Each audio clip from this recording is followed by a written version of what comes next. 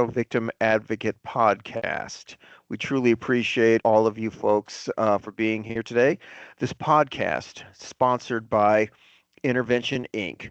We are a Colorado-based nonprofit organization created in 1986, providing a range of services in the criminal and social justice system. Intervention, we provide direct offender supervision and support for those justice involved people sentenced to probation or community corrections. In addition, we also provide pretrial monitoring services, useful public service, and comprehensive victim services. For more information, you can visit our website at www.int-cjs.org. My name is Randy Saucedo, and I am the Director of Victim Services here at Intervention. Want to welcome all of you again. When we first started this podcast, our podcast, we highlight the wonderful and necessary work of the Colorado victim advocacy community. There are those community-based agencies that provide services to rural communities that are often, but really shouldn't be at all, overlooked. And we're going to be talking to one of those wonderful agencies today that's been doing some really great work. We are proud to have with us today Brooke Leonard of the Arkansas Valley Resource Center in La Junta, Colorado. Welcome, Brooke, to our podcast. Appreciate you being here. Thank you. Thanks for having me. Brooke, a lot of times too, when the work that we do as advocates, it's many times focused on the metro areas. Denver, Colorado Springs, Fort Collins, Grand Junction, places like that. They have all those community resources that are available, different groups. And as I was saying, a few moments ago, right before we started, a lot of times the coordination can be very difficult to do in the metro area. But, just hearing a lot of really great things about the work that you guys are doing there. We're going to talk about that. But I first want to talk a little bit, just tell us about the Arkansas Valley Resource Center itself. Sure. So we started back in 1987 as the Women's Resource Center. We began in response to a local domestic violence related homicide, suicide. At that time, there were no agencies in the area that were providing any type of domestic violence support. So at that time, we started covering Bent, Crowley, and Otero counties, and which we call the Tri-County area, and it's part of the Arkansas Valley. I like that. I like that. Yeah, and so we started as the Women's Resource Center, focusing on domestic violence and sexual assault services. And then in 1996, we expanded, and because of that expansion, we changed our name to the Arkansas Valley Resource Center, and we started serving all victims of crime, not just domestic violence and sexual assault. We also started a law enforcement project around that time wonderful. as well. So we're a unique agency in that we not only provide the community-based crime victim services, but we also provide the law enforcement advocacy services for 7 different law enforcement agencies in our service area. Incredible. Yeah, so that's been a really good project. It's really helped law enforcement.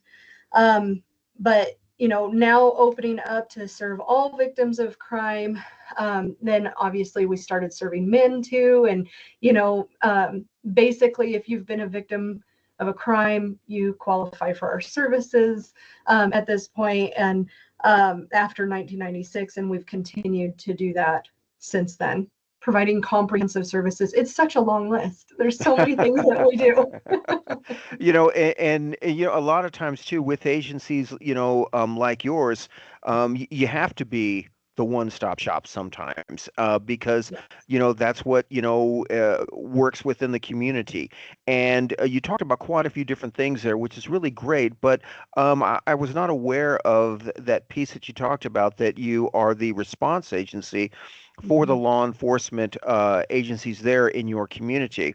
Can you talk a little bit about that? Because I think a lot of people would like to know, how that works. Because and I apologize for keep saying that, in a rural community, people may not have that understanding as to some of the things that you guys are dealing with as compared to some of the things that are in larger community areas.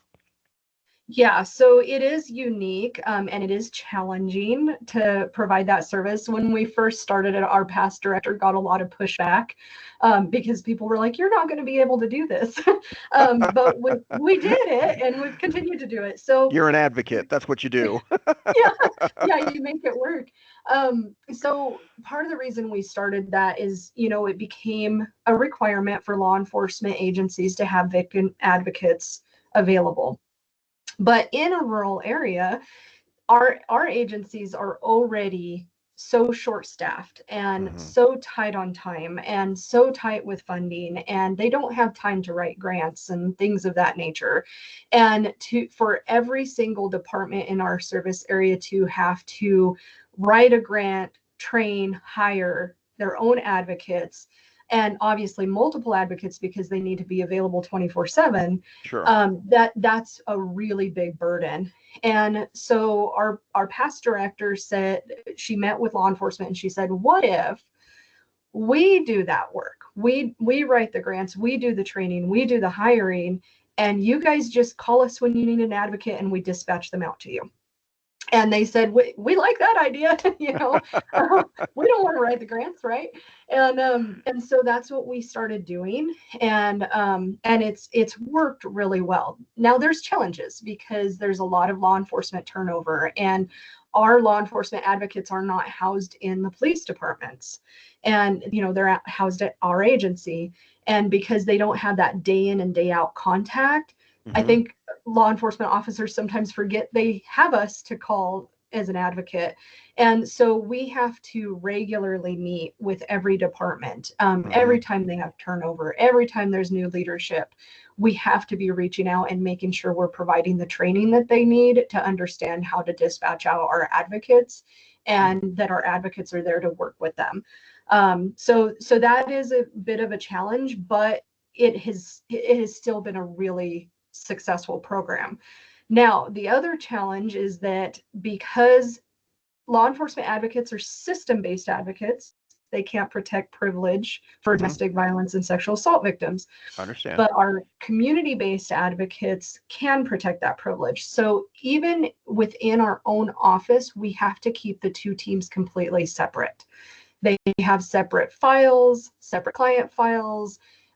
If we have a staff meeting, our crisis team or our community-based advocates, which we call our crisis team, cannot talk about the clients they work with in front of the law enforcement team. So, sometimes we have to have separate meetings, and the crisis team files can never be seen by the law enforcement team, and so Hmm. it gets a little challenging making sure we keep all of it separate, but we've done a really good job at that, and we have dedicated staff that understand their boundaries and make sure that they don't cross those boundaries, and that way we can continue to protect those clients that don't want to involve law enforcement.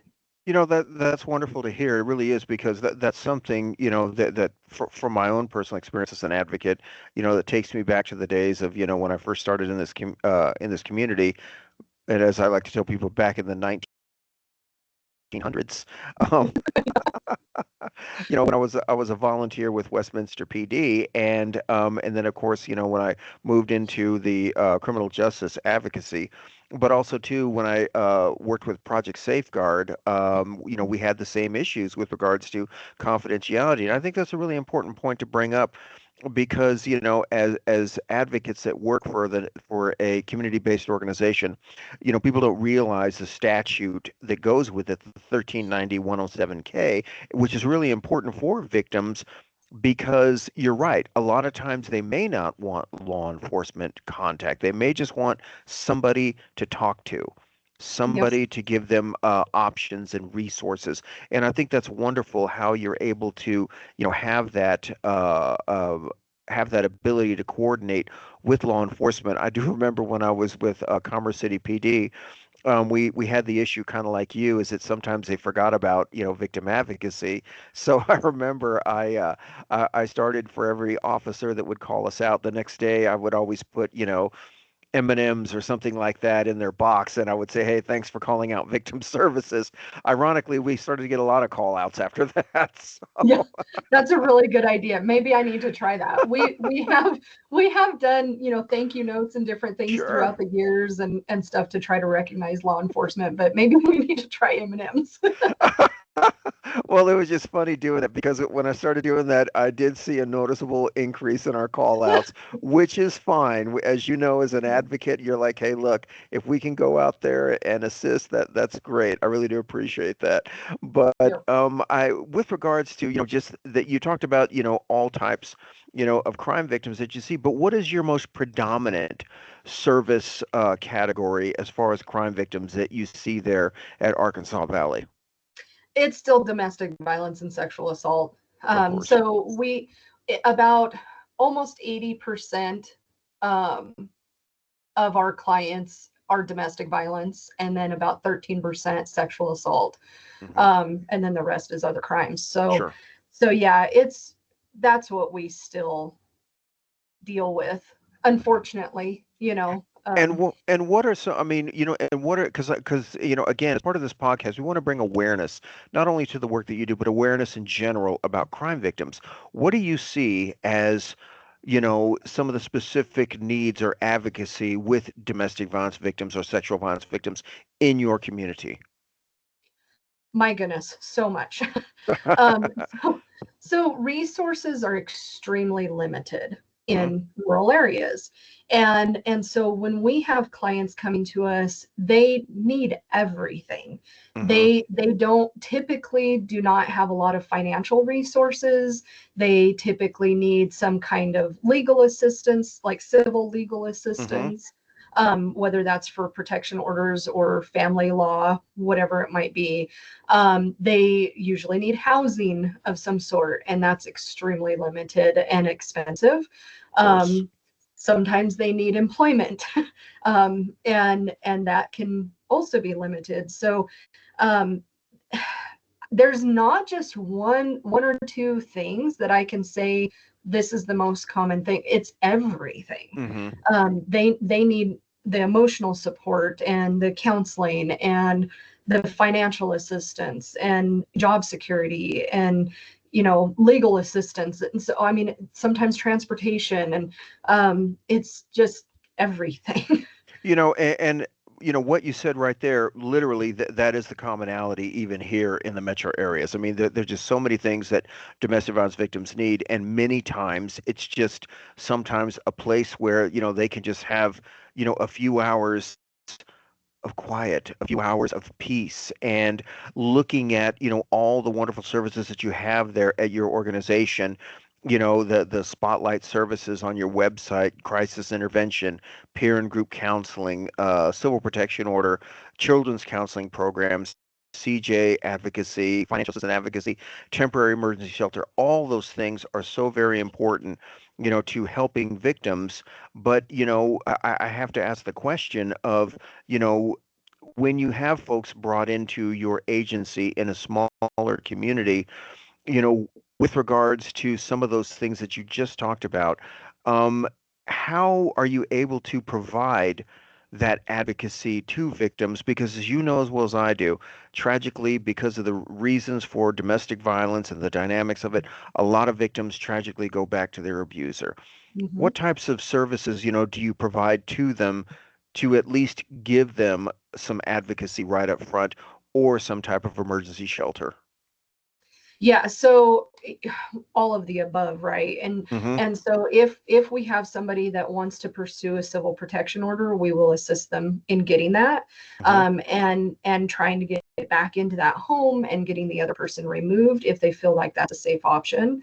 Hmm. If they want emergency shelter, we do offer emergency shelter, Hmm. and that's obviously a short-term basis, Of and so course. we have to come up with some long-term solutions pretty quickly, but at least we can give them a safe place to go for a few days so that they Hmm. can even make those decisions.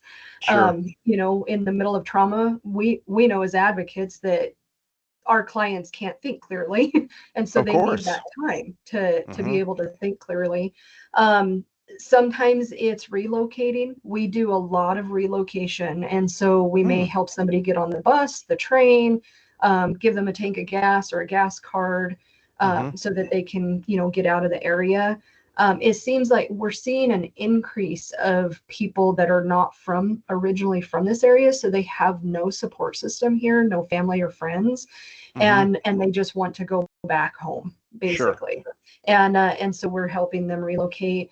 We have great connections with some of the other shelters within our state as well, and that are long-term shelters.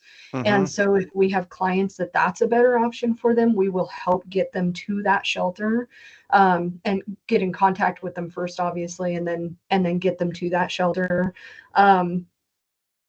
Sometimes it is a matter of them going back. And so we make sure that all of our clients know, no matter what their choice is, our door is always open to them.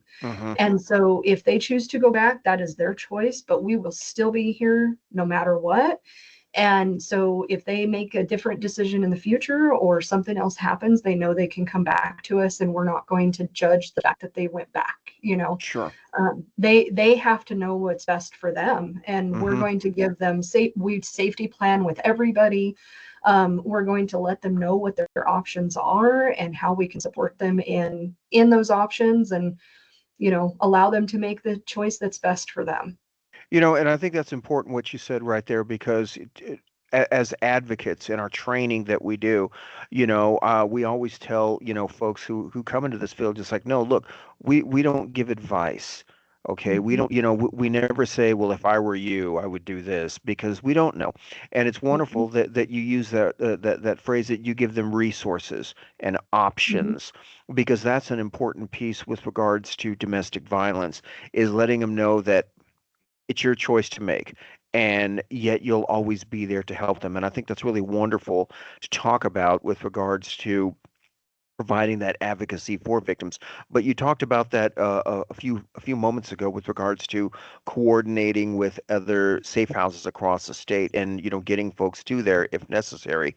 But several weeks ago, when I was talking to Kate Murphy, and the wonderful work that Kate has always done for many, many years, and I'm very fortunate to have her, as a mentor when I first came into this field.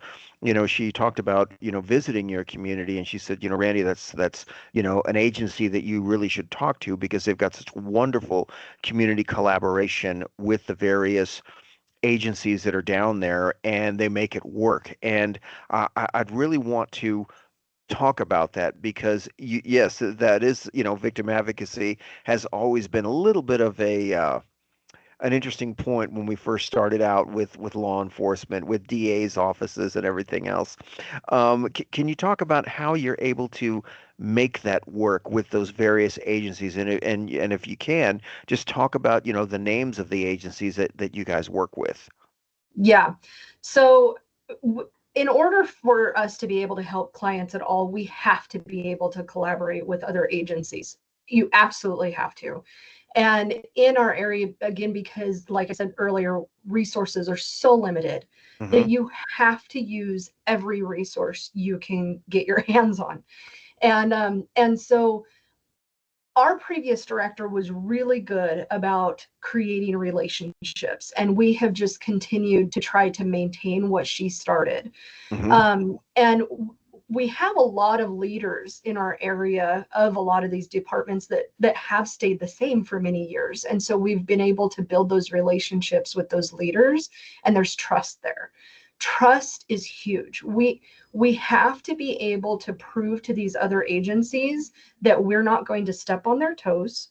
We're not going to tell them how to do their job. We are literally there for the victim. That is our whole goal. We have no other goals other than helping our clients. And all of us are really there to do the same thing. We just come at it from a different area. And Hmm. so as long as we can respect each other's boundaries, show respect for each other, and like I say, not step on toes, not tell each other what you should and shouldn't be doing, or how this should and shouldn't happen, because I don't know what DHS's rules are. Hmm. I don't I don't know what, well, I understand law enforcement a little bit better, but there's times we don't understand what they can and can't do, you know? Exactly. And so it's not my job to come in and tell you how to do your job. It's my job to come in and say, what can you provide my client? Mhm. These are their needs. And so through the years, we've really worked hard on trying to maintain those professional boundaries. And I think that's, they trust us, right? They trust us. The other thing is proving we do what we say we do. Mhm. And so trying to prove to these other agencies that, you know, this is what we say we do and we're actually going to do it. And so then we have a good reputation too, so other agencies are willing to work with us. And that's something we've seen through the years when there would be other groups that, you know, we'd hear clients say, well, I don't trust them because I know they talk about clients when there Sure. should be Of course. confidentiality. Or I went to them for X, Y, and Z, and they didn't provide X, Y, and Z to me. Mhm. Um, and so that gets around really fast, Of especially in a course. small area. And you, so you have to do what you say you do, and be honest and transparent. Is, I mean, obviously protect Of confidentiality, course. Of but course. transparent in everything else. And it's worked for us. And so having that trust is huge. We have a lot of professionals that recommend us often. They speak highly of us. We Mhm. speak highly of them. And that the other thing is we do have clients come in and try to triangulate agencies, right? Of And they'll be course. like, well, I went here and this happened, and I went here and this happened, and they're telling them we said something different and they told us this, you know, and they're in survival mode. We get that. Yes. Absolutely. They're in And trauma. yeah, exactly. And so they're just trying to survive. It's not that they're trying to hurt all of us. Mhm. And so we need to make sure that we are able to call that agency and be like, hey, so this is what we're hearing. Can you tell me your side of what's happening? Can we Mhm. talk about this a little bit instead of just calling and be like, I can't believe you did this. Yes. You Because know, that we doesn't, have, because that makes so much progress when you go that way. right, exactly. And because we've, many of our agencies have been able to have good trust with each Mhm. other, we don't just automatically believe what we're being told. Of and course. and but we won't buy in with that client. As far as, you know, if they're trashing an agency, we're not going to be like, oh, I know. Sure. I know every time we deal with them, this is what happens. We do not do that. We will not talk poorly about another agency or a law enforcement officer or any other professional to a client. Mhm. No, even if we're like, they did not handle this right, we are Sure. not going to say that to the client. We will Mhm. handle that in a professional manner, you know, when we have an opportunity to do that. So I think that's helped a lot. But Absolutely. I mean, we work with probation and our DA's office and different attorneys. We don't have a lot of attorneys, but the few we have, the other nonprofits within our areas, mental Mhm. health, the hospital. We have MOUs with like 25 different agencies. And we just make sure that we really try to foster those relationships. What are some of the because you said you worked with 7 law enforcement agencies, which is Mhm. incredible. What are those agencies in that community? Because I'm staring at my map and I'm wondering, what are those other agencies that you're working with? Yeah. So we have Otero Sheriff's Office, Otero Hmm. County Sheriff's Office, Bank County Sheriff's Office, Crowley County Sheriff's Office, and then there's police departments in most of the little towns around Oh, here. okay. So Lahana Police Department, Rocky Ford Police Department, Fowler PD, Manzanola. Um, I feel like I counted all of them. I think that was seven. We've worked with State Patrol a little bit, but they have their own advocates. So Sure. so they usually just call us in if they need some backup, Hmm. or extra advocates on scene. But we have worked with them, and we work with all the prisons. We have, Oh, let's see, that's right. Yes, three or four yes. prisons in our area. So Incredible. Yeah. I think that's important too, because just working, as advocates, being a part of that community is important. And I really think that the model that you've created and you've fostered and you've grown really has shown the collaboration between agencies down there, but also too, in a community that wants to provide good services. And that's really wonderful that you do that. And looking at your website, which is very good, by the way. Congratulations Thank on it. you. There's something on there called Blair House Fundraiser. Mhm. Can you talk a little bit about that? Because again, I think those are important pieces to bring forward so people can understand what services you want to improve and what you want to, see happen as well for growth. Yeah.